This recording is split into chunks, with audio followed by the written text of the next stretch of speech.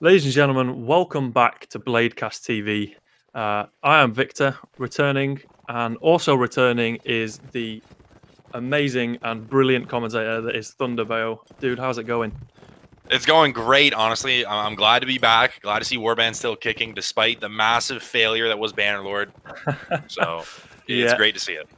I kind of feel like I don't know if Michael Bublé is big over in the States, but I kind of feel like him at the moment. Like we've returned out of hibernation for a certain period of time, and now we're here just Well, back streaming again.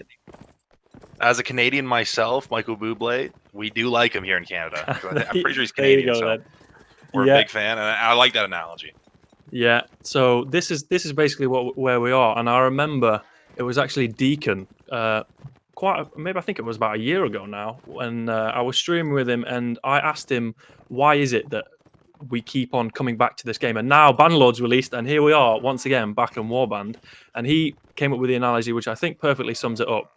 He said that when you're in Warband, you're a big fish you're in a puddle, but when you go to other games, you're a small fish in the ocean. So really, maybe it is because players are good at a game and they're able to compete at a high level, and get streamed and have their name known amongst the community. Or is it, or maybe is there, a possible second agenda? Maybe it's just because they do genuinely love the game. What do you think? I mean, when I first started, I was unknown. I didn't know anybody, and but I think what kept me is the connections I made, and I still like most of my online friends are from Warband, and that's probably the number one connection or the most fun I had in Warband was the friends I made. I mean, I mean, to say that I competed at the highest level and whatnot, and, like I'm lucky enough to say in this small scene I've won a tournament in NA. But I mean, to an extent, yeah, the ego definitely helps. Like when people know your name, like, oh my god, it's that guy, or whatever, like so and so. But I think it's more so just the community we have. We like to play against each other, and the game itself is fun. Like you can't even deny that. Yeah, I completely agree. And today we're going to be seeing from the championship division, which we will go into a bit more about the different divisions and whatnot. But the two teams we're going to be seeing today is the Battle of the Tactics. It's Backline Tactics versus Kebab Tactics. These team names do get more and more creative and possibly memeable in their creation every tournament series. But these two teams are comprised of players that are no stranger to high competitive play. I mean, we'll be going through some of the names in the roster, and you'll see them play. But just to give an example, of the caliber of players, I'm pretty sure there's Nation Cup winners in there, WNL winners in there. I mean, I'm pretty sure there's definitely players who have won previous editions of the European Championship Series, which this is the fourth rendition of, by the way.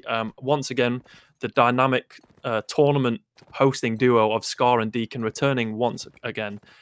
They just consistently put out these amazing tournaments, and obviously they're joined by a terrific tournament referee team as well. But how are you feeling about today? About these two teams? About just the general tournament atmosphere as a whole as well? I'll be honest. The way I play Warband is not in the back lines. I'm in there in the face, Yeah. and I really do like kebabs too. So like, I lean towards that side for this match. But that's not to say the other team doesn't like.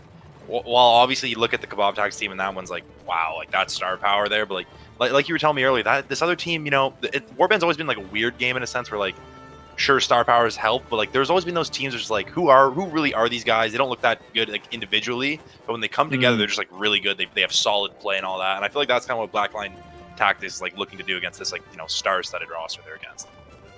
Yeah, completely. I by no means I think that Backline Tactics are definitely a team to be feared. They have some insane names there, but Kebab Tactics, there you can just you can almost smell like the dominance that they want to exude because the sheer star power of the names in that roster is quite scary. They are definitely a team that were formed to win this tournament, and it kind of feels like nothing else. And we've seen teams like that happen in the past. I mean, the sort of, I want to say, the meta or the sort of the atmosphere of tournaments and competitive warband has changed over the last, I'd say, 5 years. I mean, previously we'd see clans returning tournament after tournament with pretty much the same names, and it kind of felt like a football team, that Yeah. you might have some new names appearing in a clan that have joined, and you think, wow, yeah, they must be getting better, or But now it seems a complete rarity to see a returning clan. We do see them definitely in some of the middle division. I think we're definitely seeing some recognizable team names, but clans seem to almost be a thing of the past. And now it's just about getting the strongest team you can, I think especially with it's this community. I think it's more or less like, collectives of players. Like, for example, the other team, Commando. Oh, I don't know how to pronounce it, to be fair, but that's like, that their group of people is like their own collective. Like Brian, Thor, the Yeah, yeah. French players, they stick to their own circle, and then you have more or less like the other circle. And then those teams, at least from what I remember, that's what it seemed like. It's been like those two super teams in a sense going head to head with each other.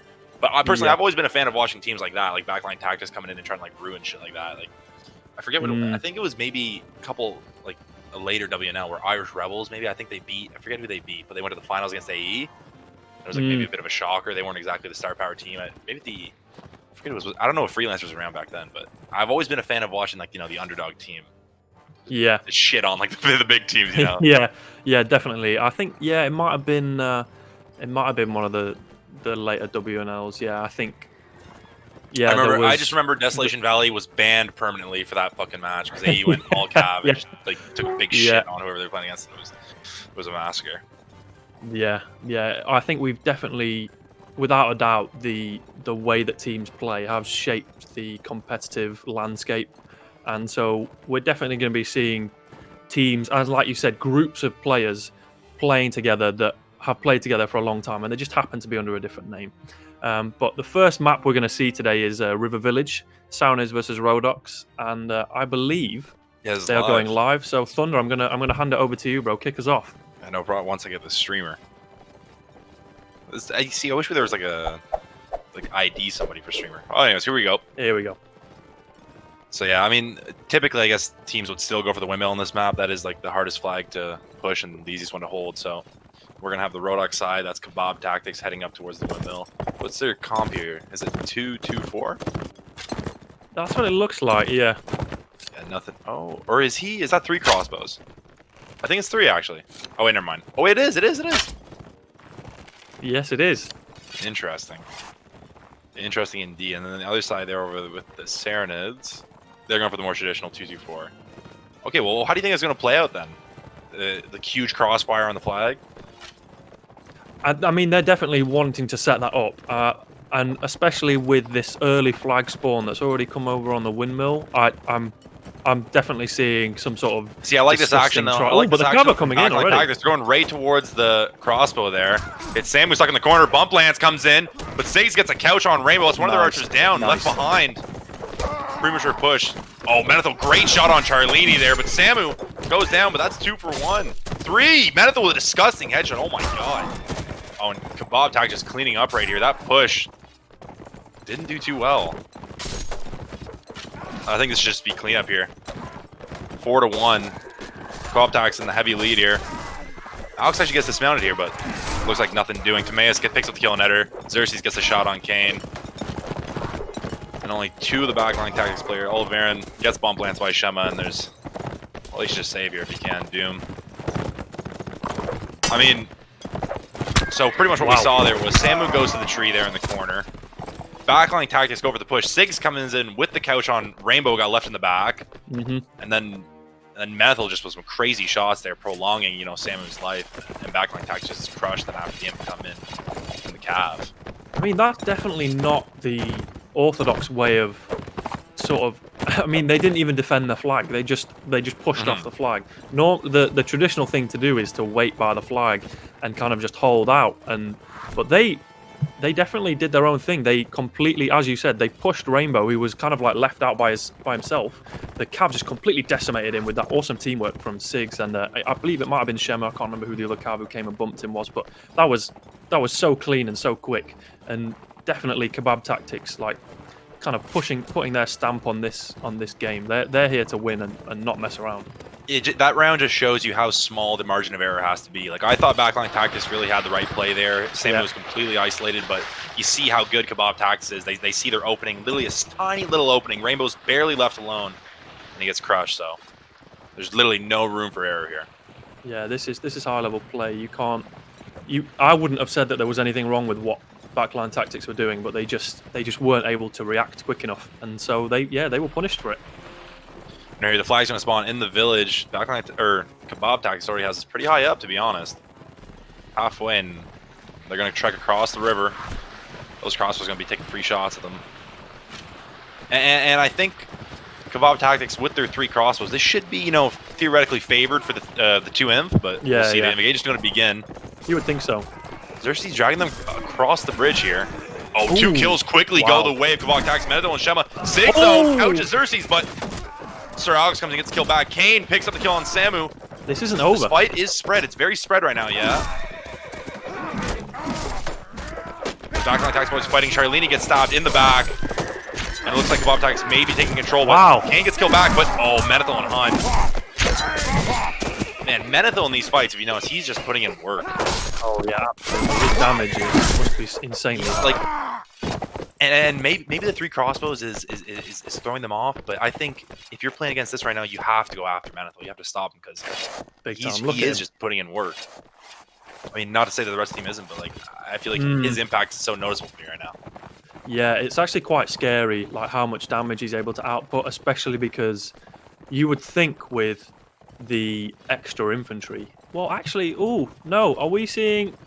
Did Backline Tactics always have the 1 infantry? I'm sure they had 2 infantry in this previous round. I was almost 100% sure they had 2 when they pushed in on that first round, but it looks like they put in another switched something up. I mean, that might be quite a clever thing to do, because they know that the only 2 flags now, because the flag can't spawn in the same place twice, they know that they're not going to have a closed infantry fight. But if it spawns on the windmill again, which it doesn't, so this might favor them actually. Yeah, 5 or the 5 cav here. But they need to take out Menethil. Well, it's either you get rid of Menethil or you win the infight really quickly and you just get them off the flag. Because again, like the way archers work, I mean, obviously they need the infantry there to hold the fight going on. So there's options. There's options for Backline Tactics here, but they need to be good. They need to be clean here. Yeah, Kane was doing some work, and I'm pretty sure he was a dismounted cav for his 2 kills that he achieved. So I mean, that was very impressive by him. But the infantry just weren't able to hold it together because, to be fair, the Kebab Tactics cav are doing incredible work. Sir Alex got a triple kill on that last one. Shema's up there. Siggs is, I'm sure he's doing damage as well. Yeah, I saw that. I was about to say that too. That I really only noticed the Kebab Tactics cav there, getting the stab. So we're gonna see work. Hopefully, the 5th cavalry will do some help for the Backline Tactics side. But it looks like the aggressors on the flag are gonna be Kebab Tactics. Timaeus making his move. He's pretty well built now. Yeah, he's got that big helmet on, so especially with those, like, you know, that Nid Scimitar, won't be doing too much. Engage is gonna be on the flag, but Rainbow! Oh! Kills going the way of Backline Tactics! Wow. And the engagement not on the flag, only the infantry doing there. The cav coming in, Backline Tactics cav coming in. All 4 of them. This is the kill they need right here. Oh, Timaeus goes down. Come in, picks up the kill on Assediato. It's close right now, but Backline Tactics looking good. Kane picks up the kill on Siggs. Kane with another kill. Wow, well done. On here, caught in the middle. Looks like he's going to go down. Charlene gets the swing. Beautiful work from Backline Tactics there. My God. And Oliver gets the kill after Siggs was laying into him a little bit there. Almost a whitewash there. That's impressive. Beautiful. That's beautiful.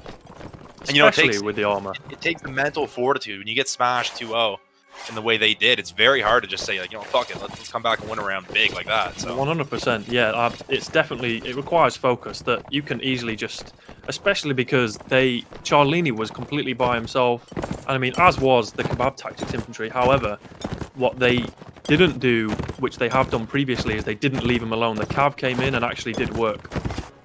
What's even better than that is that Rainbow hits the shot, they get the couch lance, they're already up 2, and they keep focused. They don't just keep going there. They realize Charlene's on flag fighting.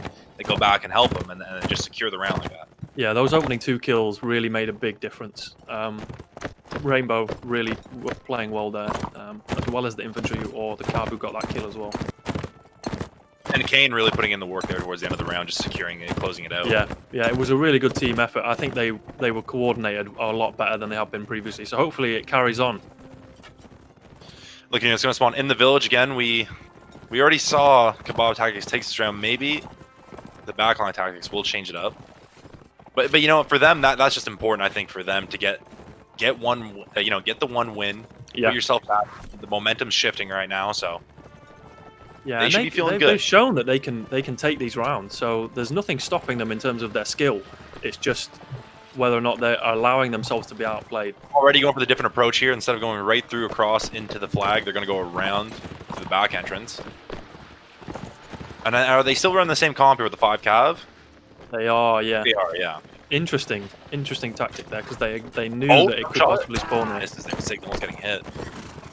And look at Kebab Tactics pushing over the bridge here. Again, they're being aggressive. They're not defending the flag at all. But really not much doing here. Comes in with the couch, gets the shield. Oh, no. Oh, team kill. Anastasia gets the couch on Shema. Looking good again for the Backline Tactics here. It's a dirty fight. This is what they seem to like. Come here, Timaeus gets bump lance. Eder putting in work. Picks up the kill on Menadil. Samu's still shooting though. But this is looking great for the Backline Tactics.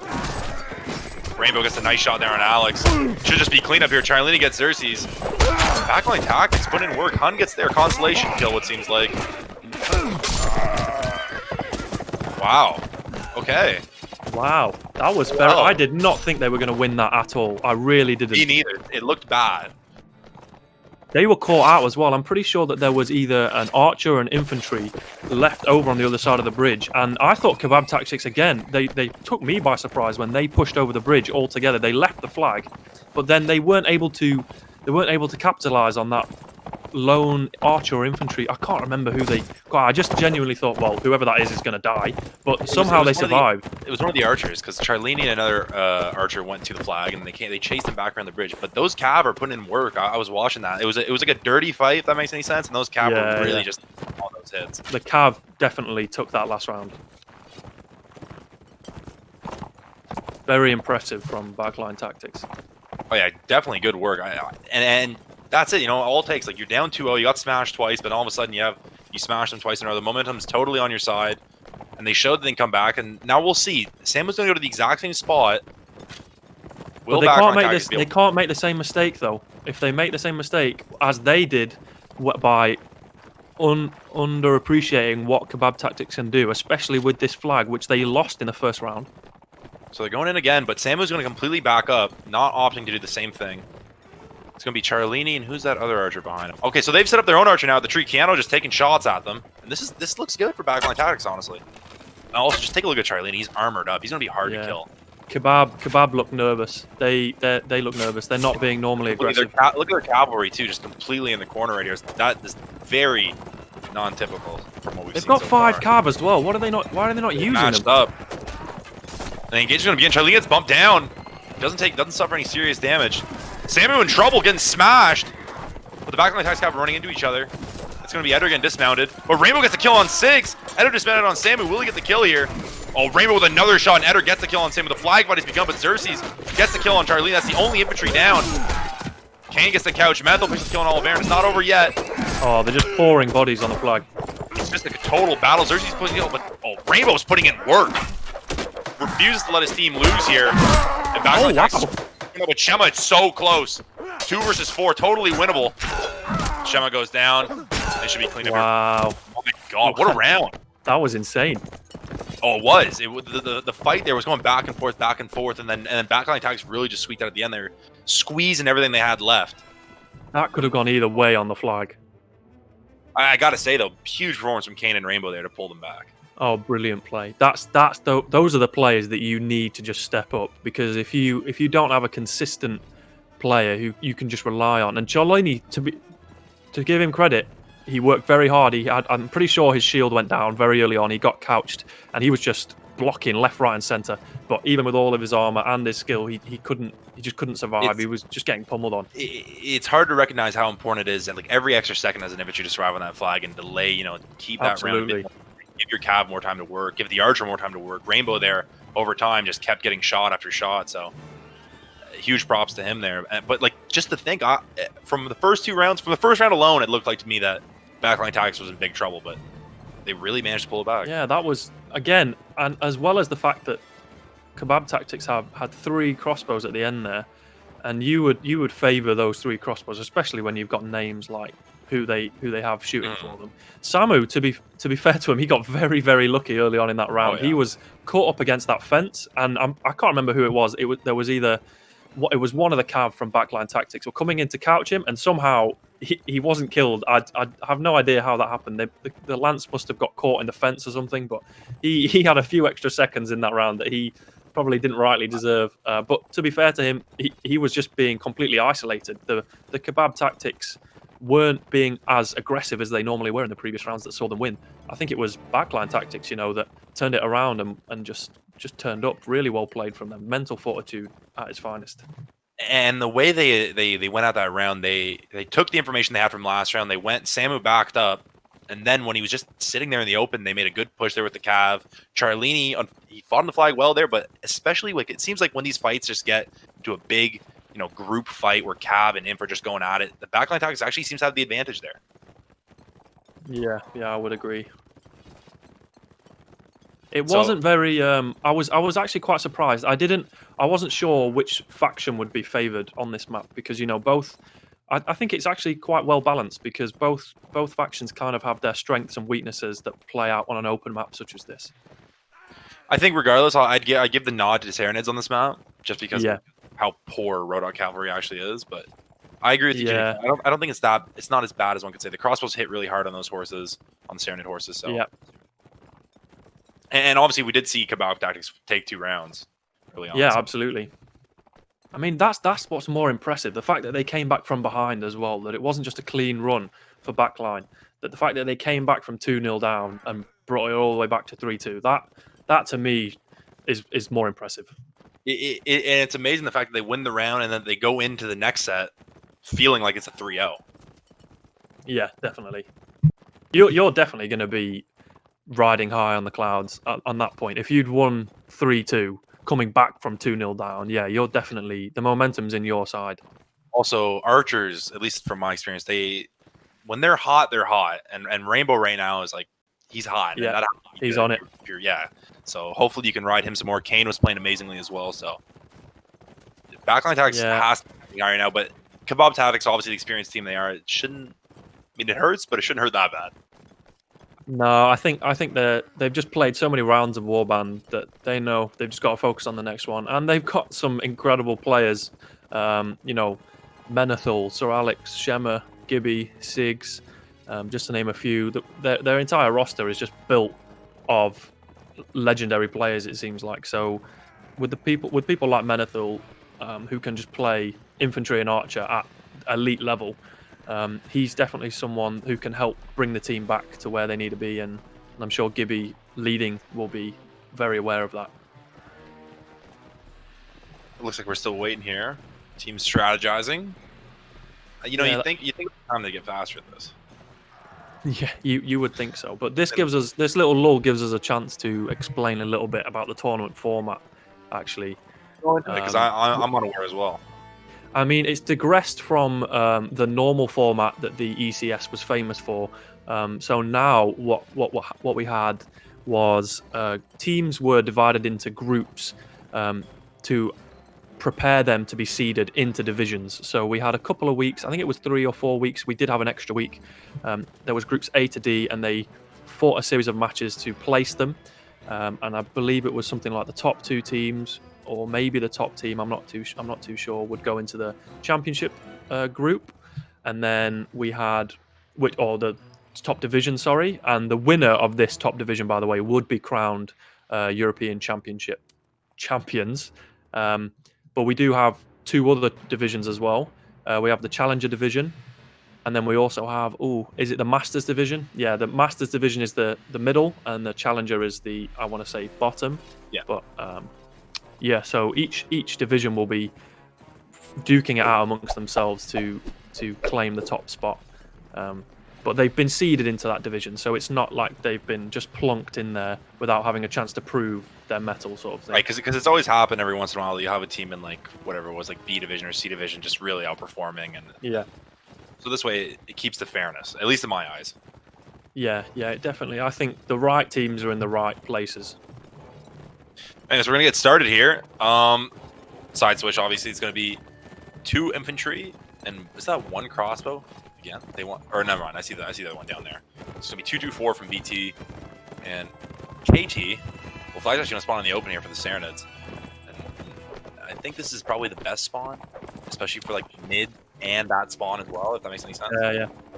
So we're gonna see what happens. But Actually, I think Backline Tactics actually have three crossbows for Backline Tactics: Kane, Rainbow, and Keanu. So it's 3 Cav. Is that what's the Yeah. Engagement Cav coming in. Charlini swinging.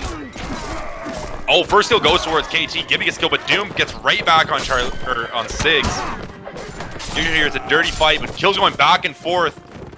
But Kebab Tactics with the edge here. 1 kill going towards them. A little bit of lull in the action here. They're resetting.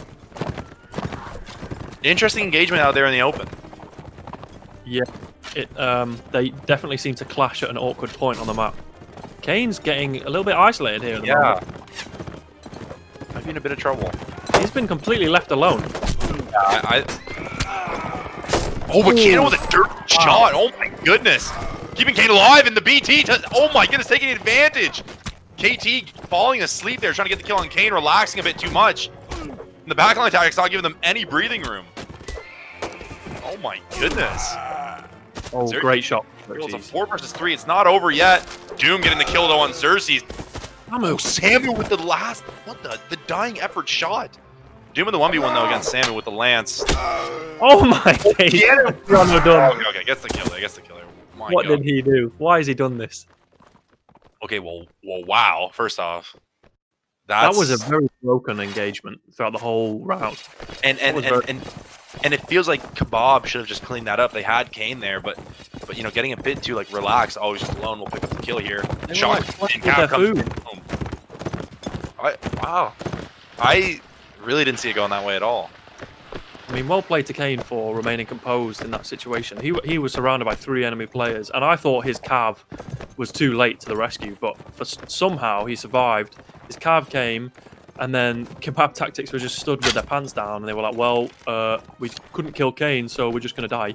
And then, I don't know, the rest of the team just fell apart. There were some pretty insane individual kills there from some of the players in Kebab Tactics, but it wasn't enough to bring them over the line. And Doom really putting in the work there. 4 kills. Yeah, well played. Yeah, especially towards the end. Sig's already going to be there on the flag. Not going to raise it, though. We'll see how both these teams approach this flag. So we've seen it twice. The first time, BT pushed right into the flag and just died. The second time, Kebab Tactics tried to pick up the sneaky kill on the lone archer and lost going away from the flag across the bridge. So yeah, maybe we'll see a different sort of engagement here. BT's going to be first to the flag with their 3 crossbow. Well, I mean, are they? What are Atfel and Charlini doing? They're kind of just sitting in place you'd think. no man's land. Are they encouraging the? They want to give it to them. Oh, they want to go around. Okay, so they have lone archer, Xerxes. Okay, so this is interesting. They've kind of got the Kebab Tactics team, you know, not willing to move just yet, like a Mexican stand. But it's just funny because this standoff isn't happening anywhere like in the vicinity of the flag. It's like both teams like vying for position to get. Look how far back Keanu is. He's way back behind that tree. Yeah. Oh, Kane! Okay, well, Samu not really paying attention there. Gets caught. I guess not looking. Oh, Cav comes in, big bump. This look good for backline tactics right here. Oh, Hun comes in, gets stopped, and finished. Rainbow capitalizing on the stop Cav. Eder picking up a kill there on Menethil. The backline tactics team just cleaning up. Rainbow putting in work. He's still hot. And not much doing there for the Kebab Tactics team. Xerxes trying to survive on the bridge with his lance out. Doom gets the kill on Gibby. That's all the imp down. Shemo trying to survive, gets put down. Rainbow with another kill.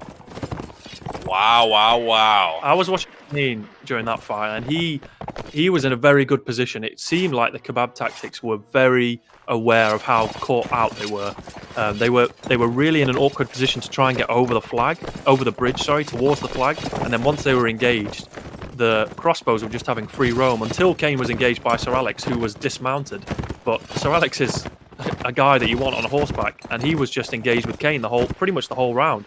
So they really did a good job of isolating players and then just cleaning up in the infantry fight as well.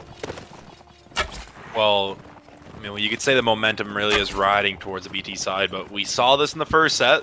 Yeah, definitely. 2-0 with some convincing rounds, and then Can't call the shots the too crash. early. Yeah. And you know, it is going to a similar route. The flag again, the same flag that BT started their comeback on. See if Kebab Tactics can do something similar. Again, have Kebab Tactics switched up? Have they? Menethil is by himself now as the infantry. I'm sure there was I think more than one before. they had Gibby as Yeah, well. he's now a cab. So they've gone 5 cab, 2 archers, and 1 imp. But And that was the recipe. That was the recipe for the BT it team. was. Yeah. And here they come. Look at this, charging right ahead. Won't be an engagement out in the open. They're gonna back up a little bit. Kano lands. Gross shot there. Putting Samu. I'm not sure how that all. He isn't actually able to shoot though. He's just holding his shield up there. That's a bit of a... Oh, okay. He's now going to pull out his bow. Maybe he heard me. So they don't have the engagement. Methil's going to push in? What is going on here? Methil really cut out here alone. He's got no help. Stop Cav. No archer there to shoot. And it's a weird engagement, but they get a dismount for the Kebab Tactics side. Methil swinging, taking out, just laying into him with the bamboo spear. Kills going both ways. Hun will get apple. Can't get Samuel, but there's actually a little duel going on there. Charlini, not sure which chart that is, but BT picking up kills. Everything just going BT's way. He's again by himself though, but he did a great job. He got to the flag early, and he gets a double kill. Well played. Is he going to get a quad? Oh, Rainbow, let him get the quad. And you know, big props to Methil. I can't believe he survived this long. If you saw where he was earlier, now he's all the way down there to the flag. Finally goes down, but Sigs with a bit of a... I wanted him more.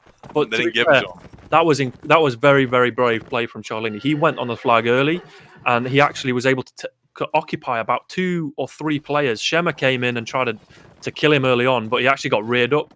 Again, that's small details that you don't think matter, but that would have taken a good chunk of his health away from Shema's horse. So when he went into the engagement up by the top, he would have had less to play with. And so when BT were just cleaning up there, they were really well coordinated there. So very props to those guys on BT.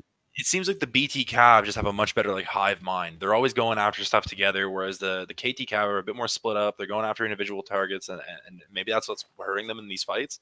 I'm not sure.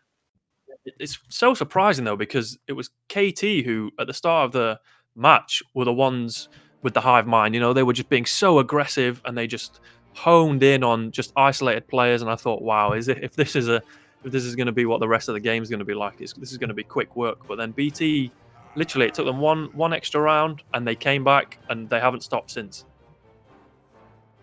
They've been playing really well. Everyone on their team's been playing well. And then, like we said, Rainbow's still hot from the round before. You're landing some crazy shots there, but also the other archers really putting in work as well. Yeah, these are just players that can all just peak at any moment. You know, that they can just pop off and just get an insane couple of kills and completely turn the tide of the round of the round around. I'm not going to say those 2 words again in a sentence. But interestingly enough, when you look at this, to me, the KT roster, they have strong infantry. I guess they have Arnie on their team, but I don't think he's here. No, I don't see him present, which could be a really big loss for them, and especially in this now closed map of Sandy Bush. This is when Imp just go to town. So, but regardless, though, Gibby, Darklight, Timaeus, I want to give the edge to KT here, regardless, in terms of infantry. I mean, Charlini's been impressing me a lot, though, in these last... Playing very well, very well. Yeah, very, very well indeed. So him and Apfel, and I believe Oliveran as well. Can't put him out. There's obviously still Ida, Seb, also known as incredible infantry player. Raptor Jesus, also known as Boris, also a great infantry player. So BT I think they have more stock to their infantry, whereas KT have more quality than quantity. Totally understandable, yeah. Gibby being... And Darklight being a LAN winner. Isn't that interesting? Yeah. Actually, yeah. Stage. Made it to the peak of esport warband. Yeah. Oh my god. I almost forgot that happened. That's so crazy. I know, it was such an unbelievable time. I think it's because the climate that we're in at the moment is just so far removed from that. See, that's why I miss Frank. I want Captain Leslie. Yeah. He was actually the man. When you really think about him, I think we gave him a lot of shit sometimes, but Oh, yeah, I think he I really think did he go to bat pioneered for us. the scene, I think, in a lot of ways. Most definitely, Obviously, 100%. Yeah. not discrediting, the countless hours that members have put in for tournament refereeing and tournament organization and the players and other streamers. Um, but definitely Captain Lust, without a shadow of a doubt, in more ways than one, pioneered certain aspects of the scene that I think we'll always be grateful for. I think he is like the most, at least in terms of like storied people, he should be like number one in a sense. Yeah, he's definitely up there. I agree.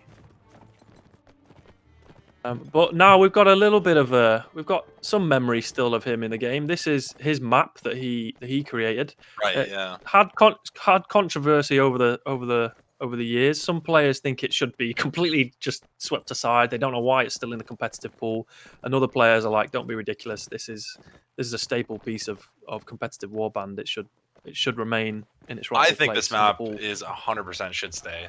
I think it really tests teams because it's not that easy to really maneuver yourself, or you'd be surprised how easy Yeah, you can get yourself in a shit spot on this map with poor positioning and whatnot. yeah, It really tests. completely.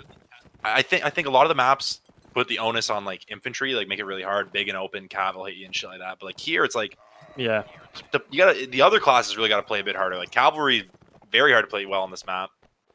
yeah, Archer, 100%. not too. I mean, again, Archer can be hard if your team's playing poorly. The infantry just pushes you, but I think this map really does bring out a lot of good parts of Warband that other maps don't. Yeah, yeah, I agree. And like you said, the cavalry class especially is quite difficult to play well. So if you see a cav player doing well on this map, then you know he's freaking good. And just the impact cavalry has on this game. I know a lot of people, at least in my eyes, I think cavalry is the most overpowered class. You have the ability to just bump people, one shot people, like, Mm, and you're so mobile and whatnot. But this class, like, to think this map really just makes it feel maybe sometimes useless. But when you're good, the impact mm, is always felt. yeah, yeah, A lot of the definitely. players, even in Warband, were cav. I think like Peter for the longest time, people assume he's just like the best player, cav. Sigs for a time was Mm. a top player, cavalry too. So Yeah, Shemmer as well. Can't forget. Sir Alex as well. Also, I remember he just blew up on the scene when in the Nations Cup when he was playing for Spain. Well, I mean, Charlini and that Spanish team just outperformed everyone's expectations, and Sir Alex as well. Just like he was a no name for sure, but I don't think people really realized how great of a player he was. And then he just I think his stats. I'm pretty sure that was one of the first tournaments. I can't remember which year it was, but Yami and Harmon had their stats, and Sir Alex just blew competition away. And yeah, it really showcased how great of a player he was. And how different do you think Warband? I don't know how much you follow other like sorts of like esports, but how different do you think Warband would have been if we had like more advanced stats from the very beginning? Do you think teams would have like picked, like they would have like maybe gone for different players because like their stats maybe look better than just their like KD? ooh, that's interesting. I don't know. I definitely think it would have. I mean, we're about to go live now, but I definitely think that it would have increased competition because obviously, people want maybe less so in today's uh, competitive scene, especially with Bannerlord also being out. But people definitely want to, reach the top of the leaderboards in certain stats. And so back when competitive warband was at, its finesse, its priority was, uh, like the WNL, the ENL, Nations Cup, definitely would have just encouraged more competition and more fierce matches. I think. I don't know. I don't know how it would have changed the meta though. That's just a question I don't think we'll ever be able to answer. In terms of meta, I don't know. I'm not sure maybe how much it could have changed the meta, but maybe would have realized that like, oh, these classes really do a lot more damage or something like that. So maybe like let's try and Yeah, run yeah, or something. It's along those lines. But I totally agree. yeah. The stop made everyone play. I think what oh We may have had a drop. looks like it's not live. Okay, well that's good. We can keep this discussion. But I think personally, if I had like stats like damage and whatnot, I definitely would have like played harder. I would be like, yeah, this is something I want to strive for. Show Yeah. everyone else I'm. I mean, if we were possibly playing, something like CS:GO or Dota or League of Legends or something, these stats would add it to your portfolio. So you would take it way more seriously. it also gives fans something more like fans. I'll say that. Yeah. Everyone made lists and all that stuff, and the lists, while you can agree on most stuff, sometimes there were those guys you're like, you're really cutting hairs or whatever to pick who's better and whatnot. Maybe those stats would have made the difference. It's tough to say, but I think stats would have definitely made for just more fun. Yeah, I completely agree. What are these comps we got here? Is it so for KT we have 5 imp, 2 archers, and 1 cav. 1 cav, and then Backline Tactics have 4 imp, 2 archers, 2 cav. The traditional. And with those SWAT cav, you want those all pikes. Those things are 100%. broken still, forever. Flag's gonna spawn out here in the middle. Both teams towards the back spawn, and they're just kind of like staring each other off. This is reminiscent of that River Village round where they were both not really, standing off on the flag, just around it. Yeah, again, they have a habit of doing that. They don't seem to. I mean, the flag seems to take a small priority in the brain, but at the moment, what they want to joust for the best position before they have to get onto the flag. Kind of an age-old problem that the flag does really take forever to put up.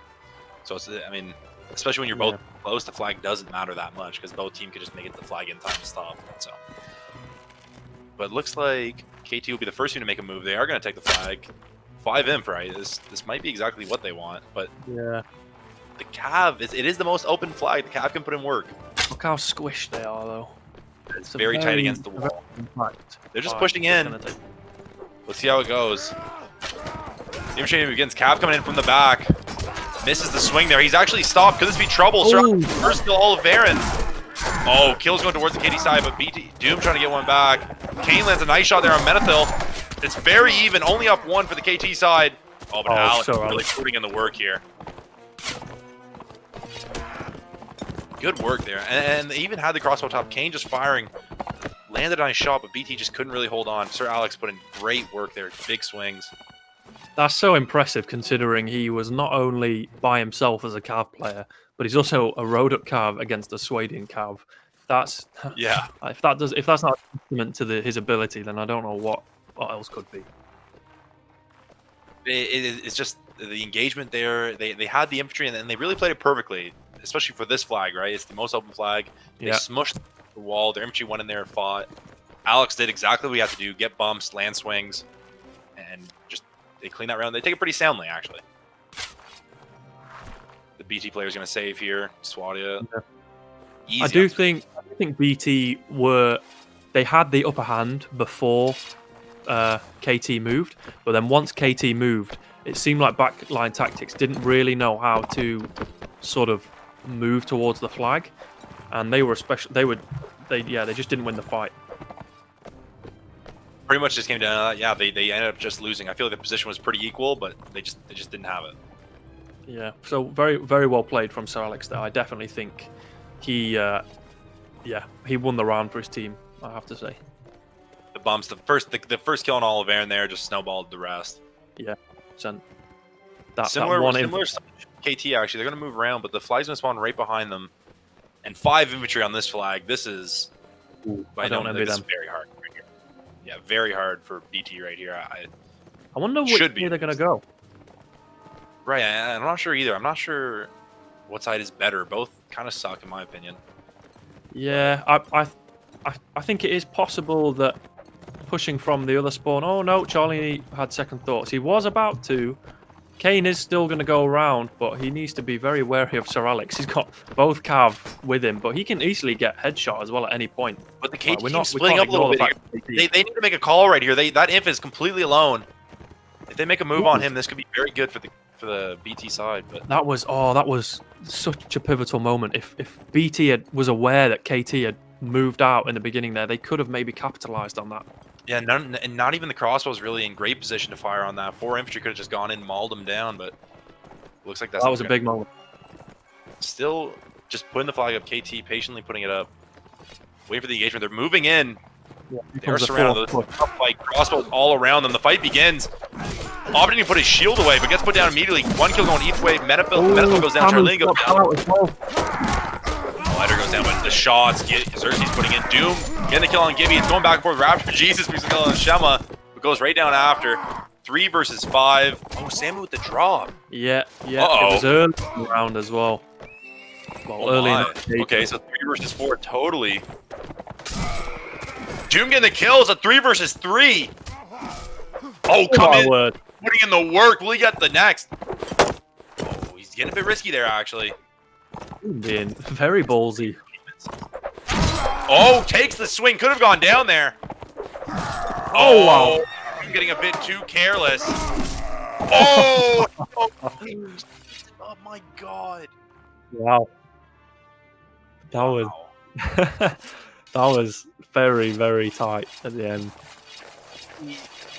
I get Doom's hot there, but he has to just wait for those infantry to come in. It's so much easier when you know when they have to worry about 2 swings instead of just you like riding around. He got too ballsy. He felt the kill and he was hungry.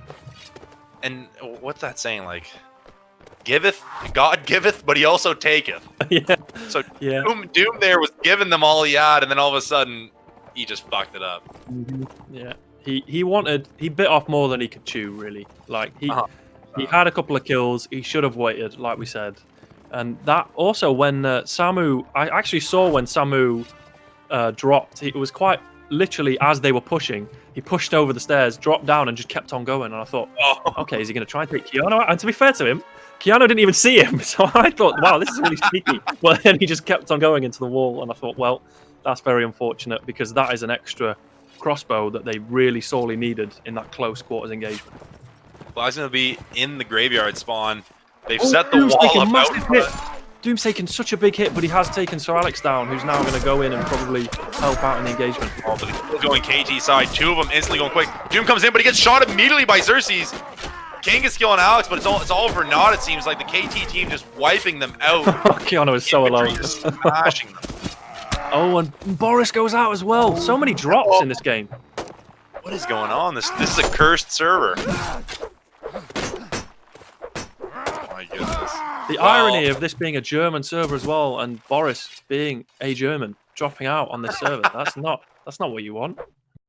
Warband has like a sick way that like even if your ping ever spikes too high or you lose connection for like a slight second, it just immediately takes you out. It doesn't even like give you a chance to like reconnect without first dropping. Well, this is an incredibly roller coaster match right now. So, let me think about it. What is this?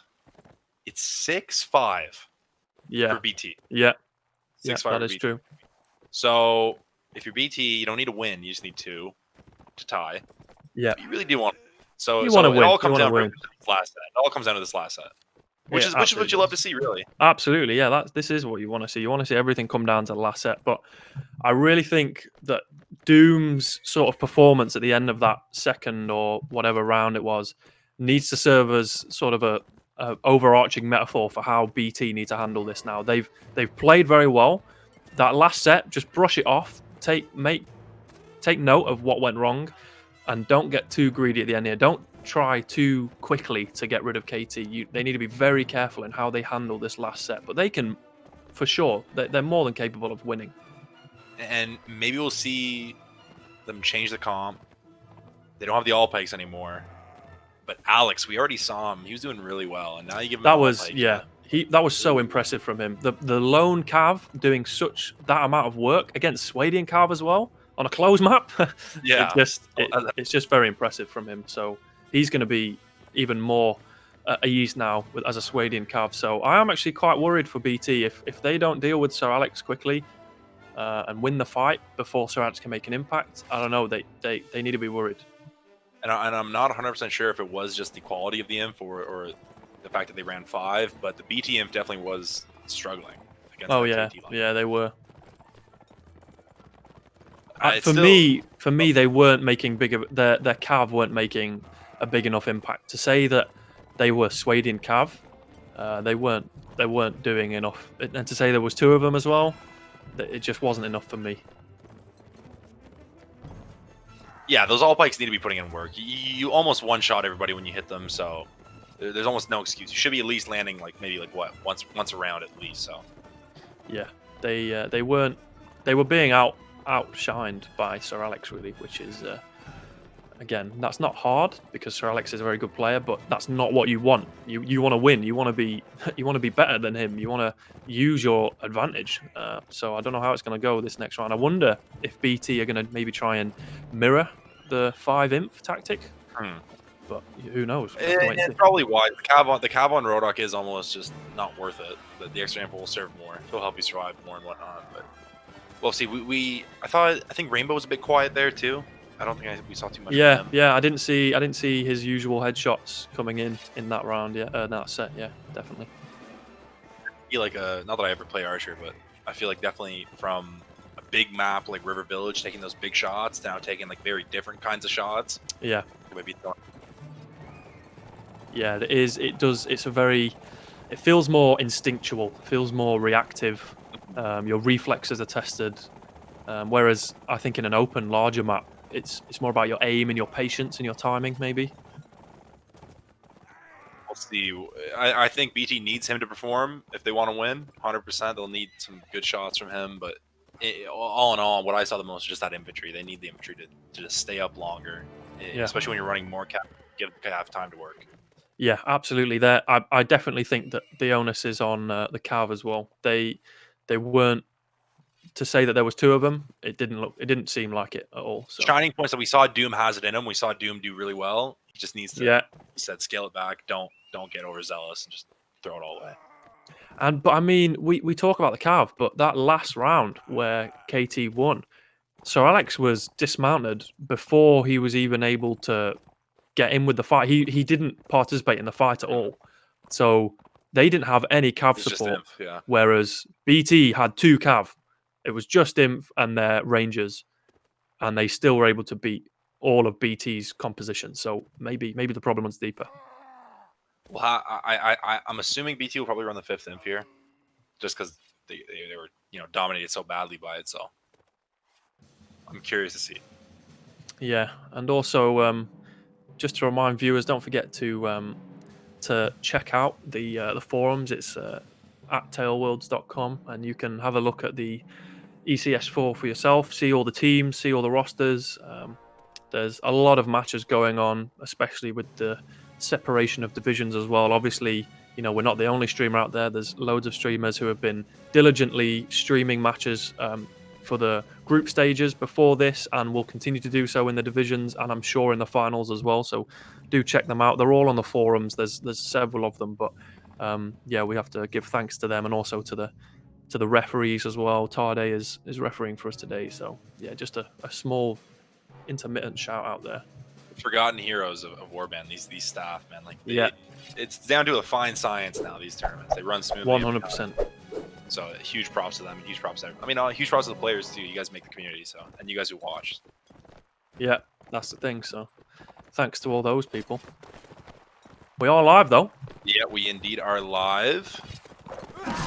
Oh, looks like an engagement. I'm unfortunately unable to use my camera right now, but Darklight first kill there on Kiana. I can barely see it. I got a nice little angle here. Timaeus gets Charlini. The fight is going the early engagement, but Kane firing back. Apple gets Shema. Not over just yet. Oh, Kane. No. Oh, that's not good. Oh, but he gets another one back. Nah, but it's been too little, too late. Oh, that is. Oh, that's a tragic team kill. Yeah, that is brutal, and not looking good right now. It is not looking like anything at the moment. that was fast and it was brutal. Yeah. Okay, well, I didn't even see how the engagement began. I was watching from above. But wow, okay. Wow. Yeah, well, I mean, now we have a chance to look at the compositions. BT, yep, they are running 5 infantry, 1 cav, 2 archers, and KT running a traditional 4-2-2. Interesting. Recognize the importance of this all play cav. They know how good it is. Oh yeah, 100%. I'm very, well, not very surprised, but I am surprised that BT's advantage in quantity of inf weren't able to win the day in that small alleyway. Yeah, in the alleyway didn't go too well for him. And look at him, and this starts reminiscent of the round. Oh, Xerxes though, will they notice him there? Oh, he's not going to offer the shot, and the guy's not even looking at him. Kane will be caught out here in the open. Is he in trouble? The Cav come in. Ooh, Doom, nice, well played. From Doom. Deleting one of those Alpite Cav. Deleting indeed. Xerxes going to get the kill on Kane. He was a bit stranded there, but that's might mean nothing in the long run. The 5 infantry on the graveyard flag. Oh! Doom going to go down, though. Risky business there. This isn't looking good. Not looking good. Yeah, Schemmel putting in work. Dismounted. The Alpike is still deadly on foot. Oh my goodness. It's still... Yeah, this is... Seb got poked to death. Dominance. What an insult. Yeah, he gets dismounted and still gets 3 kills. That just goes to show you the long Alpike itself is just a broken weapon. Yeah, I mean, but that was, again... That I understand. It's kind of like a game of chess. Kane was caught out, but then, and he sucked like almost 2 or 3 players to him. But BT didn't capitalize on that. They just left Kane and they were like, okay. They're just going at each other. The first one's gonna go away. Charlene gets back. Oh no! He's gonna clean this up. Looks like once again the kill's falling in. Same with the headshot on Oliveira and Gibby getting Charlene. Oh, KT just what? My goodness. Oh no! Wow. They threw that last round away completely. Wow. That's a disappointing end. Yeah, very disappointing. I thought this was gonna go down to the wire, but KT, tired of the nonsense, just put their foot on the gas and then ripped the brake pedal off. Wow, I was not expecting that at all. I think that entire set was shorter than like the first round. Yeah. Potentially. Well, that didn't go the way we expected it in this second map. I genuinely thought that BT were going to be able to hold on to their momentum a little bit more. Me too. Wow. Well, the closed map. Wow. Especially seeing as they started as Swadia as well. Definitely the favourites in the closed map with the gold pikes and the snowball potential of their infantry, the better cavalry. It felt like in that last set they'd almost just like after that first round they just given up. They'd lost it. Yeah, I'm assuming the first round started in a similar fashion to that last one, and really they're just getting outplayed. I feel like it's coming down to that like basic. They just don't have what it takes to. They're not winning their 1v1s. Yeah. Yeah, not at all. It's something I'm pretty sure it was a mentality that was instilled in AE, and I think it's overflowed to a lot of teams that you have to win your 1v1. Like there's just no even if you get swamped at the end because everyone else has lost their 1v1, you win your 1v1 because it's a brilliant mantra and sort of ethos and mentality to adopt, because if everyone has that mentality of I have to win my 1v1, then you'll be able to help everyone else in your team. Yeah, you win your 1v1, go help, et cetera, et cetera. I think it just came down to that you're 100% right. The skill just wasn't there for BT. The star power shone through for the KT side. And I guess it settles the debate. The Kebabs are better than backline. Than a backline, yeah. And even with the absence of Arnie, it didn't seem to hinder Kebab Tactics. Right, you can only imagine that with Arnie there, that would have been even worse. Yeah, possibly even worse, yeah. I mean, Backline had moments. They had moments in this second map, but they weren't enough. I think if you're Backline, you shouldn't go away with your head down. You should hold it pretty high because you've showed that you have there's a lot of potential there. You just need to refine it. Yeah, I could have seen this match going another way, and it wouldn't have surprised me. It wouldn't have been like, oh wow, they shouldn't have won that sort of thing, but. This is a bit more expected that Kebab won, but I definitely could have seen Backline winning a couple of those rounds, especially the one.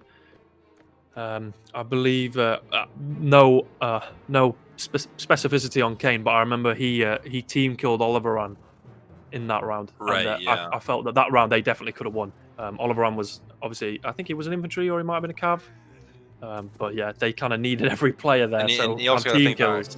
You also got to think back to the round with Doom there. They have the 3 versus 2. They get a bit over. Oh yeah, they should have won. That's a round that should go their way, and then maybe that changes the whole course of the match. You never know, but yeah, it's thinking about hypotheticals that'll lead you everywhere. So yeah, I think that shows the difference between caliber as well, because Mhm. these are all great players, but there's some exceptionally great players here. And in those moments, in ones that Doom found himself in, I think a more experienced player would have been able to take his foot off the gas and just calm down, focus, and win the round out.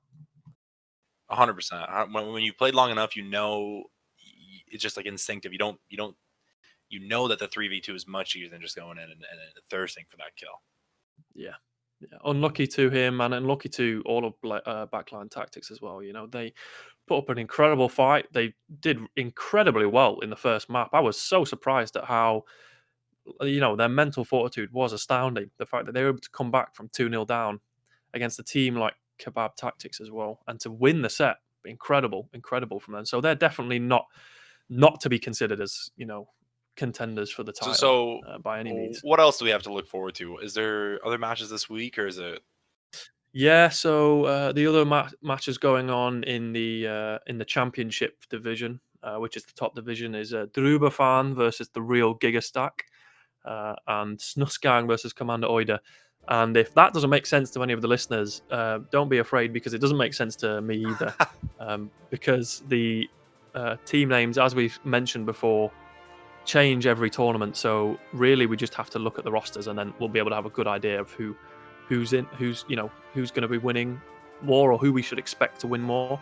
But we all know that if you're in the championship group, you're amongst the best teams. That's why we had the group stage. That's why we had the seeding. So the right teams are in the right groups. But yeah, I think in terms of the other divisions, if I take one moment to have a look, we can definitely see who is playing at what point. It looks like Oida took the win over Snusgang 12-5. Wow, that's an impressive win. Yeah, most likely the expected result, I'm assuming. Yeah, Oida are definitely favourites, as well as them and Kebab Tactics. We mentioned, we had a little discussion before. I definitely think they're up there for contenders to take the whole thing. But this also gives us a chance to give our regular shout outs. We haven't done this for a long time, but it's well, I wouldn't say mandatory, but it's polite and it's tradition to give our regular shout outs. So we obviously want to thank the teams for playing and turning up. We don't need to remind viewers, but no one gets paid for this. Not yet anyway. Everyone's giving up their time. The tournament organizers, the referees, who for today was Tade, by the way. Deafening as well. He is our cameraman. I personally, I know that I love Deafening, and I'm pretty sure he's widely loved in the community. But the work that he does behind the scenes, he's such a humble guy. He would not say that he deserves recognition, but of course he does.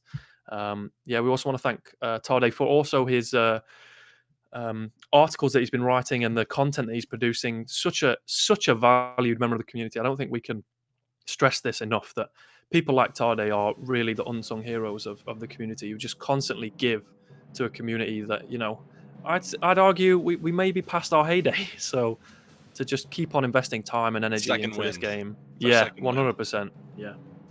And also huge thanks to Ben J Minotaur for the host at the start of the stream. That's super appreciated. Getting anyone just putting viewers into it. I feel like Warband's one of those games where we have the ability, you just got to see it and you might get hooked. Yeah, 100%. Do you have any shout outs, Thunder, that you wanted to give? I have absolutely no one to shout out. Oh wow, that's yeah, that's sad. Absolutely. Yeah, it is a bit sad, but Are you shout sure? out again. I'm gonna shout out the whole community, man, because I'm super grateful everyone's still What a playing guy. this game. Despite me, I haven't played in I reinstalled Warband for this because I hadn't played in so long. So it's fun to come back, and despite maybe not having the same passion to play, I still really like that everyone else is playing, and that I still want to see Warband have that shine. You know what I mean? Get on the big stage or something. Yeah, like that. I think that's something that, regardless of the personalities, and we do have personalities in the scene, regardless of the clashing personalities, I think a common sort of bloodline in the community is that we all want to see more. We know that there's potential in this. We know with Bannerlord that there's definitely still potential. I definitely think that with a community as dedicated as the Mountain Blade one is, there's potential. There's untapped potential there. So Yeah, we want to thank the viewers for tuning in. It's been a long-awaited return, but we're excited to be back, especially with the current Corona times. We find ourselves, I don't know about you, but we find ourselves with a lot more free time. So this is Yes. more made more possible. But obviously, this wouldn't be possible without the countless hours that people behind the scenes have put in. So yeah, a massive shout out to all those guys, and a really big thank you. And also, if you're a viewer and you don't play, just hop in, give it a go. Like if you're not Yeah. playing in tournaments and whatnot. I mean, the scene may seem a bit, gatekeeper, but you'll definitely find people who want to play like that. It's very accepting. Oh yeah, I think so. Yeah, there's a real there is a great vibe. Regardless of what people 100%. see and write about on the forums. I think everyone wants to see this game continue to have fun. Continue to be entertained. If you play Baron Lord and you don't like it, you'll probably like Warband. Yeah. This is not the official opinion of Bladecast, but definitely opinions of My certain official members. opinion. Yeah. Anyway, that's all from us. I've been Victor. I've been joined by Thunder. We've been Bladecast TV. Thank you for tuning in, and have a great weekend.